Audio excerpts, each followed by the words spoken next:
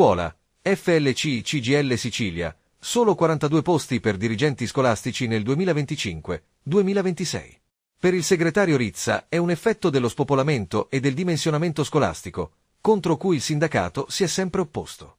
Ieri infatti si è svolto l'incontro tra l'Ufficio Scolastico Regionale Sicilia e le organizzazioni sindacali, durante cui è stato comunicato che i posti disponibili per dirigenti scolastici per il prossimo anno 2025-2026 saranno solo 42. Dei 42 posti, 20 saranno assegnati ai vincitori del concorso ordinario, 22 saranno destinati alla mobilità interregionale, in attesa della norma definitiva, salvo eventuali posti liberati da movimenti in uscita. Mentre non sono previste immissioni in ruolo per il concorso riservato. Questa situazione, dichiara Adriano Rizza, segretario generale FLC CGIL Sicilia, è anche e soprattutto causa della scelta politica di questo governo, avallata in pieno da quello regionale, di ridurre del 10% le autonomie scolastiche in Italia. Una politica contro cui il sindacato si è battuto con forza in tutte le sedi, anche con un ricorso al TAR del Lazio.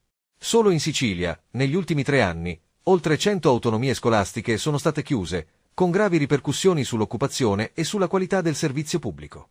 Tale riduzione ha portato a un taglio dei posti disponibili, limitando le immissioni in ruolo e la mobilità interregionale in entrata, con conseguenze negative per il personale e per le comunità territoriali.